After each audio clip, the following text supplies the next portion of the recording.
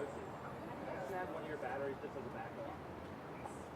Or actually, you know what? I have one right there. If you can just grab one for me. In the element. Just cool. Thank you. What, you never know. It's good to have.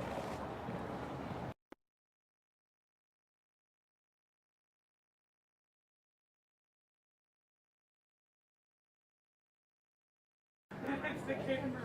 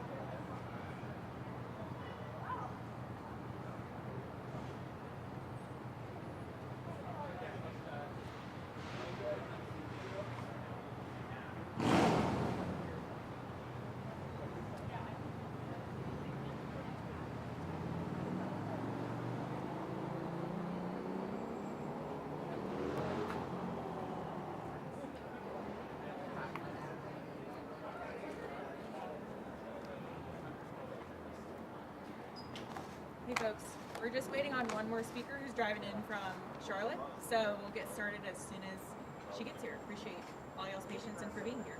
Yep. If you are not press, I see some folks behind them. If y'all want to come inside and grab a sign, feel free to do that, and we'll get started soon. Probably like that. Testing, testing. Maybe turn it up a little bit. All right, Matt. Testing, testing. Go loud. 1, 2, 3. Testing, testing. Can everybody hear? Yeah, Vaguely? that's good. Yeah. Okay. I'm just gonna leave the mic on. Yeah. Should I turn the thing off? I don't think it's on. It starts on. Leave it on? Yeah, it's just like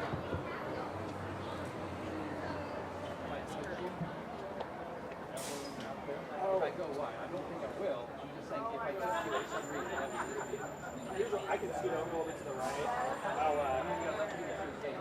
That's true. I'll keep that way now.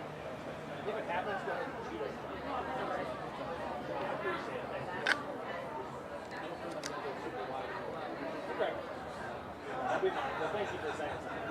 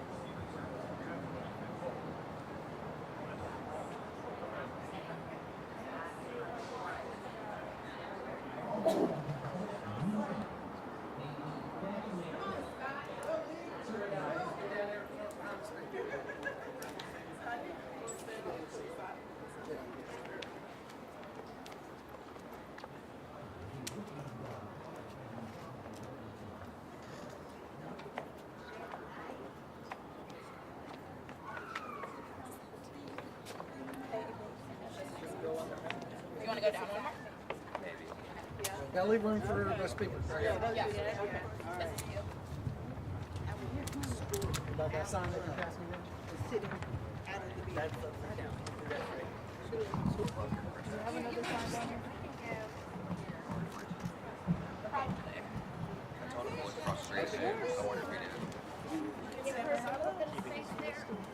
Yeah.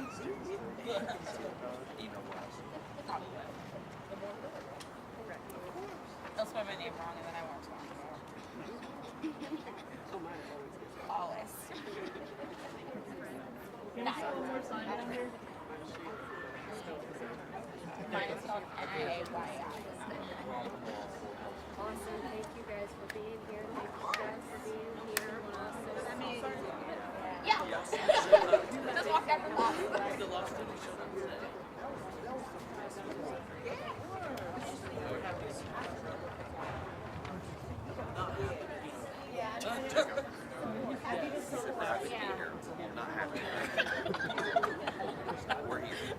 We're here.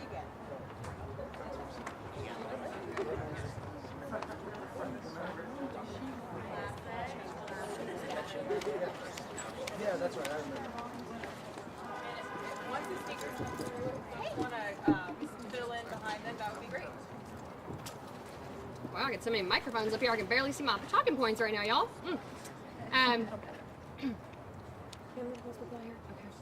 People want to come down that are up front right there. If y'all can't be seen, if the cameras can't see you, I want everybody seeing their beautiful faces today for the Democratic Party of North Carolina. Thank you all for being here. Thank you all for coming. I just want to make one statement right here, right now. Does this look like a party without power behind me? Anybody? Does it look like a party without power behind me? No!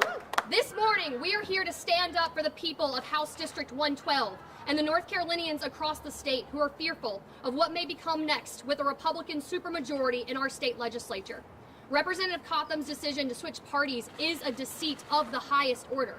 It is a betrayal to the people of Mecklenburg County, with repercussions not only for the people of her district, but for the entire state of North Carolina. Reproductive freedoms are on the line. Our public schools are on the line. LGBTQ rights are on the line. Yes. Voting rights are on the line. Yes. Our future as a state is on the line. Yes. And I have to say about all of this, this is about the issues. It's not about the politics of this. It is about the issues that impact our friends, our families, our neighbors, our loved ones, the people that matter to us in this state, the state that we care about right now. It is about upholding your duty as an elected official for the positions that you ran on as an elected official. This is not about political vendettas. This is about the constituents that trusted Representative Cotham to champion their values, who are now left with little reassurance that she will do that.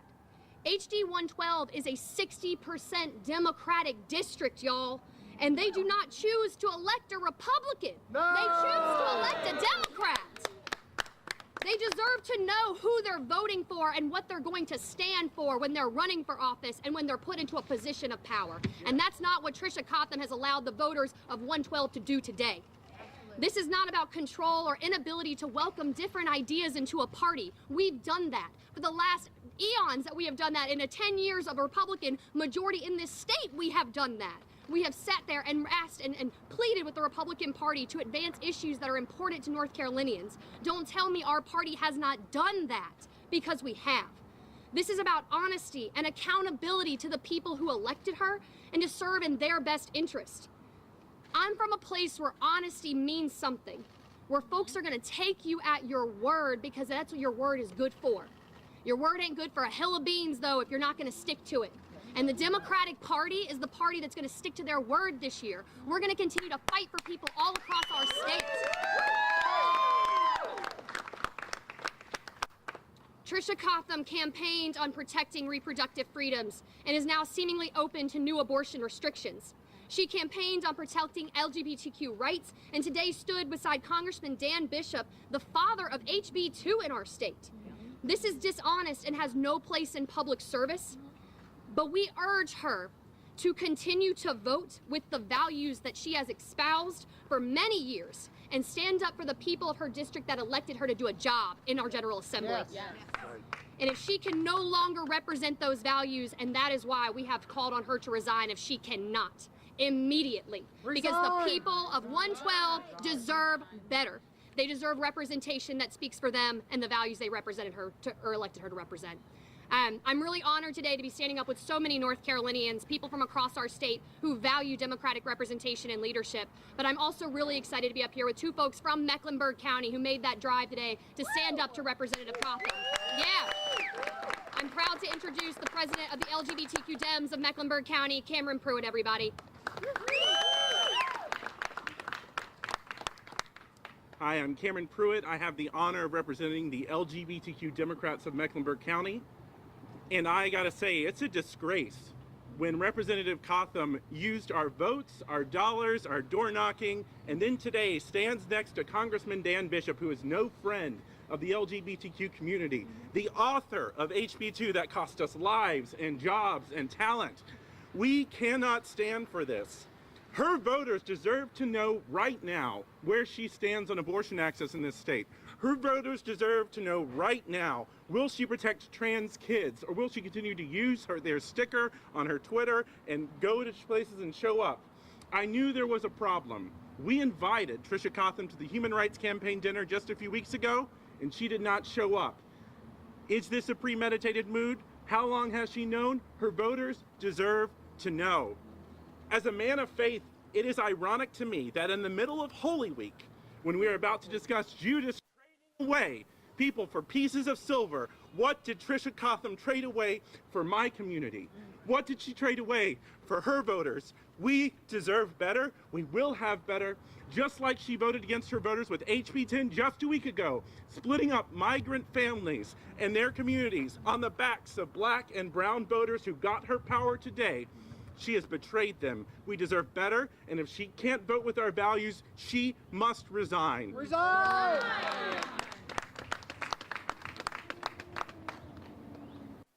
With reproductive justice on the line, with women's rights, with people's rights to choose on the line, it gives me great honor to introduce to you my fellow Mecklenburg citizen and the chair of the Democratic Women of North Carolina, Elizabeth Goodwin. Thanks so much, Cameron. As he mentioned, thank you. As Cameron mentioned, my name is Elizabeth Goodwin, and I am proud to serve as the president of the Democratic Women of North Carolina. I too am a Charlottean and a proud Democrat. I was dismayed and disappointed, like all of my fellow Democrats, pretty upset yesterday when I learned about Tricia Cotham's decision to join ranks with the GOP. More than anything, though, I am confused by Cotham's actions. In addition to being an elected official, Tricia Cotham is a woman, a mother, a daughter, and a former educator. As such, her promises to put the interests of women, children, seniors, and students first as a legislator made sense.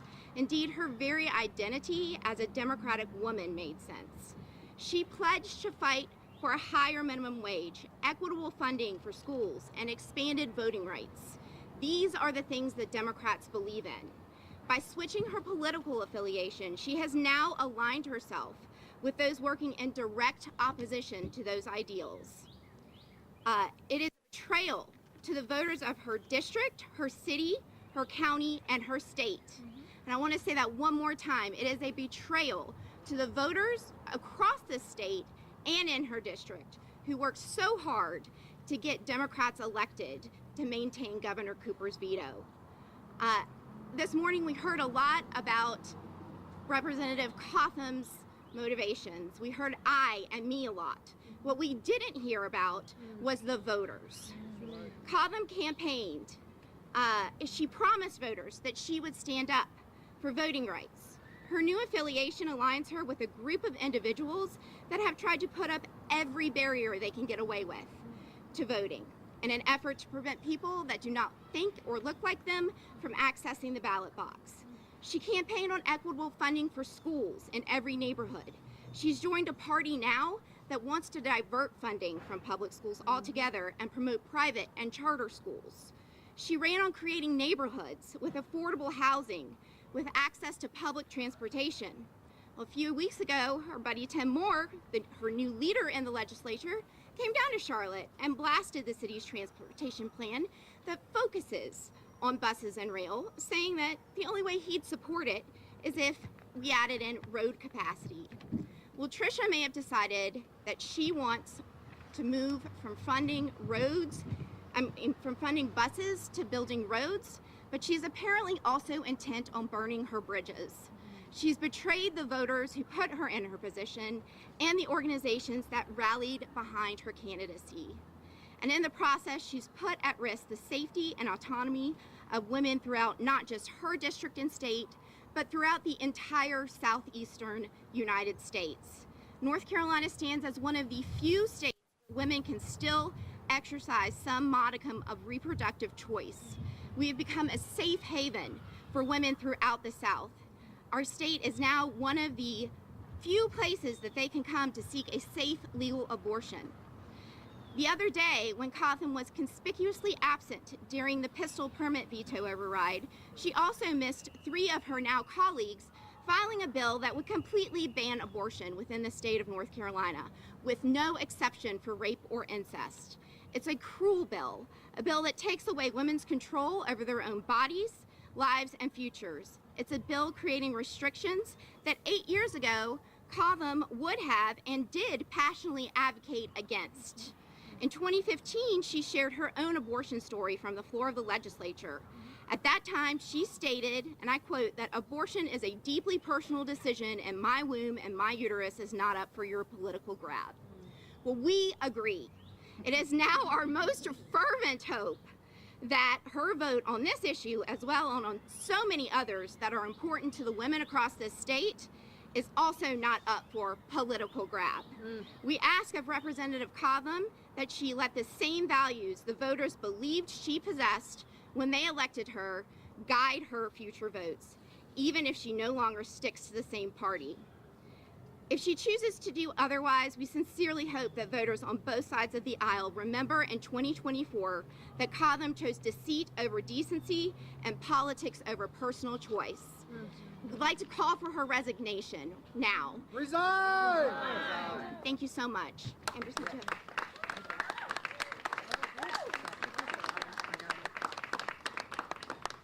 we'll now take questions for anyone. If you could identify yourself and maybe the news outlet that you're from if you've got one. Hey, Brian. Brian Anderson. How you doing? Good to see you. Thanks. Congrats on the chair race again. Thank you. I had a question, two-part question. First part, you know there were 2 other Democrats on that SB 41 override vote who were absent, and today Speaker said there might be other Democrats considering switching parties. Have you identified them, and what level of concern do you have the 48 Democrats you currently have in the House may not stay there? I fully believe that we're going to have our Democrats stay in line with what we are expecting right now. But I will say, it's up to everybody, and I do want to say, I want people to out themselves to me now so we know we're up against in 2024, to be honest with you. That's right. So I want real Democrats, people that are going to make sure that they're standing beside the values and the transparency that this party is trying to provide, and also the future that this party is hopeful for about the state of North Carolina, because that's what we're focused on right now, is that we have one, and it's so strong, especially throughout rural North Carolina right now, with the infrastructure money that we have coming in from the bipartisan infrastructure bill and the American Rescue Plan. The Democratic Party has a plan for what our economies could look like in rebuilding rural North Carolina, and that's what I want to focus on, and that's what I want Democrats in the future to be looking at too. Sorry, second part as well. Yeah, Brian, go for it. I know on Twitter you said that you're kind of re-examining how the party evaluates and vets its candidates. Can you talk about what the vetting process for candidates was and what's changed now?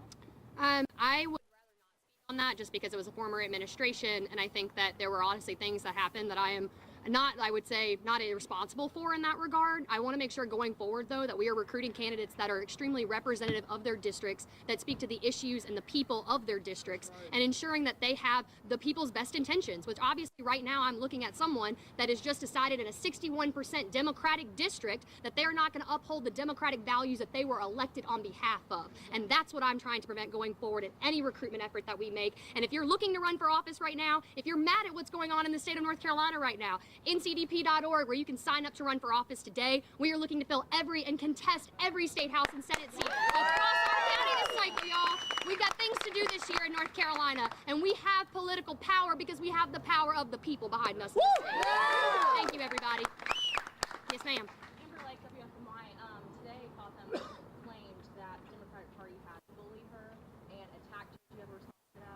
I would say that honestly, Leader Reeves had a statement earlier today. I would honestly love for everyone to address those questions to him. What I do know is that Leader Reeves has led this party with the most immense amount of integrity, and I fully expect and believe that they're off base, and everything that she said about what my party has done internally is off base, because I do believe that we are a party that represents and allows everyone's voices to be heard in them. I wouldn't be standing here today, quite frankly, if they weren't everybody. A 25-year-old state party chair. Who would have ever thought it? So, thank you. Right. Yes, ma'am. Anyone else? Yes. One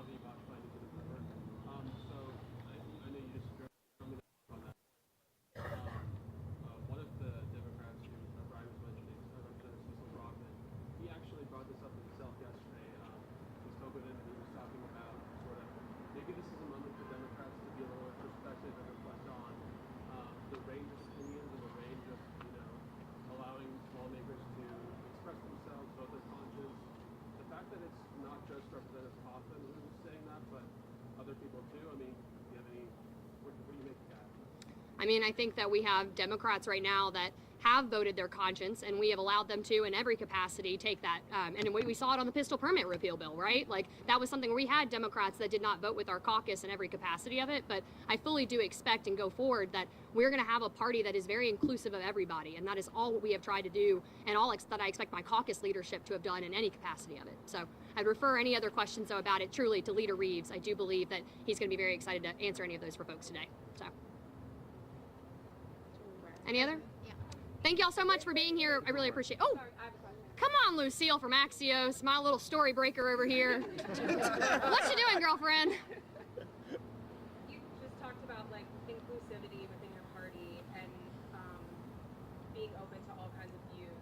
How does that perspective factor into Representative Cotham's views that she held before sort of moving to the Republican Party? I mean, I want to make sure that she's upholding her promise to make sure that abortion restrictions in our state stay, and honestly, hopefully, end restrictions of abortion in our state in the future. But I want to make sure she toes the line with what she's always promised us. And I think that that's all we're asking her to do right now, especially as a Democratic Party, is uphold the value that you were elected on as a Democrat, which is ensuring that abortion remains safe and protected in our state, along with the aspect of public education and ensuring that we're fully funding our public schools, which we could be doing right now. There are budget talks going on in the House at this moment in time. I hope all of you are headed down there to cover that after you're covering this right here, because our budget right now is something that we should all be really concerned about what Republicans are proposing in our House and Senate. So everybody, please make sure that you're headed down to the General Assembly after this press conference. Thank you all so much for being here today. I'll get her. Oh. Yes, ma'am. Sorry about that.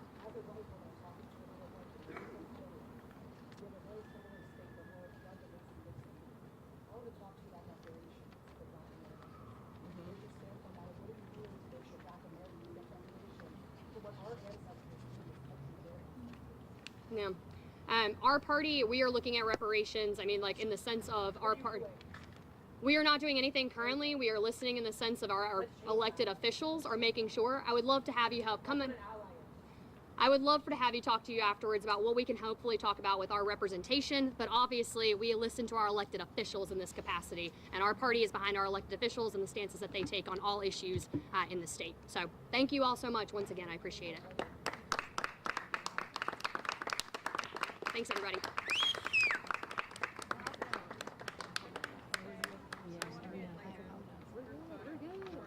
Oh, yeah, thank you. I would love that. Who should resign? Patricia Cotham. Who should resign? Patricia Cotham. Who should resign? Patricia Cotham. Tricia. Doesn't matter. Last name was correct. Okay. Okay, cool.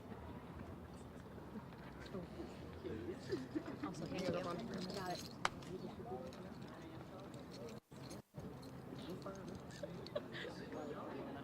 I don't know where it was. She wanted to stay here for a picture. Yeah. She already take it? I'm trying to get away from the mic.